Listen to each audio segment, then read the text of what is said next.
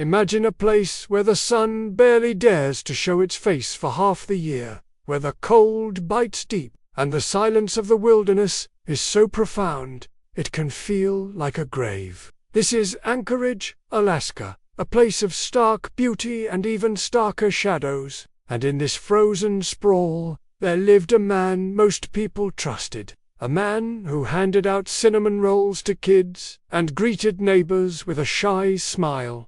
His name was Robert Hansen. He ran a small, cozy bakery on a quiet street. But what no one knew, what no one could have possibly imagined, was that this man wasn't just baking bread. He was hunting people. Robert Christian Hansen was born in 1939, far from Alaska, in Eville, Iowa. His father was a Danish immigrant who also ran a bakery. But Robert's childhood was no sweet memory. From a young age, his life was ruled by humiliation and brutal discipline. His face, a canvas of acne scars, told a silent story. He stuttered badly in school, a constant source of agony. Girls ignored him. Boys bullied him. His father, a relentless taskmaster, forced him into long, grueling hours kneading dough and scrubbing ovens. While other kids played outside, the resentment, a cold, simmering fury, began early.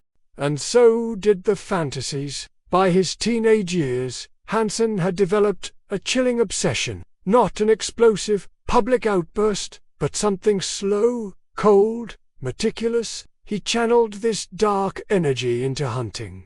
First with a rifle, then in the woods, he found a power he craved.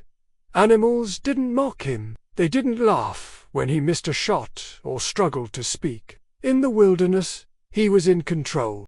His anger eventually boiled over. At age 18, he burned down a school bus garage, an act of pure vengeance against the school system he so deeply hated. He was arrested, imprisoned, even behind bars. He was considered odd, reclusive, but when he got out, he tried to start fresh. He married, moved to Alaska, opened that bakery. He had children. He was respected. He even made it into the local paper for his incredible archery skills and hunting trophies. But that hatred, it hadn't gone anywhere. It had just gone quiet. By the early 1970s, Anchorage was booming. Oil money poured in. Development exploded. But with that boom came a dark, ugly side. An influx of strip clubs, escort services, young women trying desperately to survive. These women, often transient, estranged from their families, living on the margins, were invisible to most, but not to Robert Hansen. He started picking them up at night, luring them into his car, sometimes with offers of money, sometimes by sheer force. He'd take them back to his modest home. There, in his soundproof basement, the true horror began. He would sexually assault them, he would torture them, and most of them never left alive. But what made Hansen different, what made him truly, chillingly terrifying, it was what came next. Robert Hansen owned a small, two-seater plane. He would blindfold his victims, fly them hundreds of miles deep into the vast, unforgiving Alaskan bush. He'd land on a lonely gravel strip near his remote hunting cabin, and then he'd set them loose. He'd give them a head start, arm himself with a hunting knife and a rifle, and then, with the same cold, patient precision he'd learned in boyhood, he'd track them through the trees. Like animals, some tried to swim across icy rivers, some desperately climbed trees. All of them, one by one, were found, hunted down. It was sport. It was power. It was, to him, justice. The bodies didn't always come back. Some were eaten by wildlife. Some were never found at all. The Alaskan wilderness, after all, is a perfect graveyard. Between 1971 and 1983, women vanished from Anchorage with an eerie regularity. Most were sex workers, dancers, or runaways. The police often chalked it up to the harsh conditions or risky lifestyles. No one, not a soul, thought a suburban dad, a respected baker, was behind it. That is, until June 13, 1983. At 4 o'clock in the morning, a disheveled, desperate figure burst into the road near Merrillfield Airport. She was 17 years old. Her name was Cindy San. She was barefoot, she was handcuffed, and she was crying hysterically.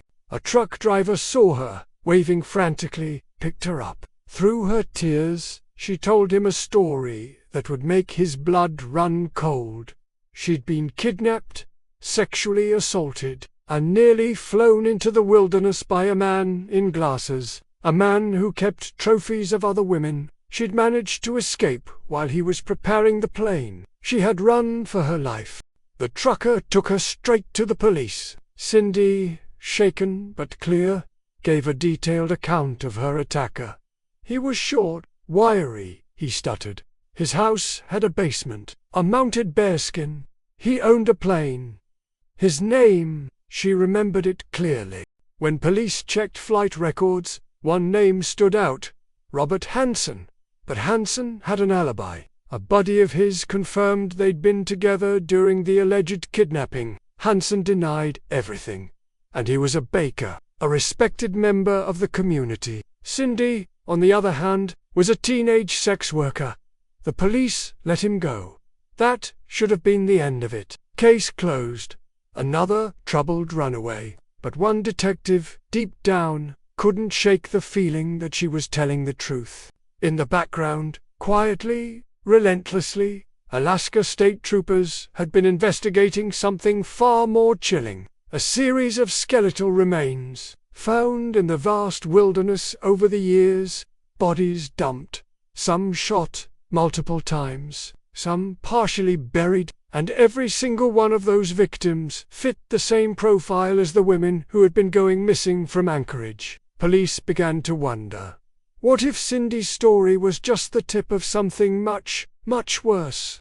Then came the break. Late in 1983, with a newly obtained warrant, police finally searched Robert Hansen's home. What they found there stunned them to their core. Behind a ceiling panel, cleverly hidden, they uncovered a stash of women's jewelry, dozens of pieces, none of them belonging to his wife. In a corner of the attic, a cache of firearms, and then, tucked away in the back of a headboard, they found something truly chilling.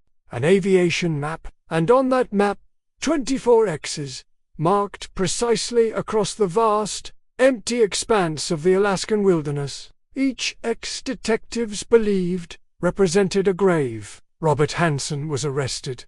Confronted with the overwhelming evidence, faced with the cold, hard prospect of a death sentence, he finally did it. He confessed. He admitted to killing 17 women. He told investigators about flying them into the woods, releasing them, and hunting them down. He spoke about his deep, ingrained hatred of women, about how he specifically chose victims who wouldn't be missed. Some of the X's on that map matched locations where bodies had already been found. Others remain unconfirmed to this very day. The courtroom was stunned into a horrified silence by his calm. Hansen showed no emotion, not as his victims' families wept openly. He never apologized, never cried. He just talked, in that same quiet stutter, about how he'd hunted human beings. Like deer, he was sentenced to 461 years in prison, plus life. Robert Hansen died behind bars in 2014. Today, the story of Robert Hansen is largely unknown outside of Alaska. Unlike figures like Ted Bundy or John Wayne Gacy, he didn't seek the spotlight. He didn't pose for cameras. He was methodical, quiet, ordinary, but that, perhaps, is what makes him so terrifying, because he wasn't a monster you could see coming. He was the man next door, the guy who baked your daughter's birthday cake, the man who smiled at your wife as she walked past, All the while, beneath that quiet smile, he was waiting for darkness, waiting to fly again. The chilling reality of Robert Hansen's crimes forces us to ask, how many quiet, ordinary people might be hiding unthinkable darkness just beyond the smile we see every day? And what would it truly take for us to finally see it? If you found this story as unsettling as I did, please hit that like button, subscribe for more true crime tales, and share your thoughts in the comments below. I look forward to seeing you in the next one.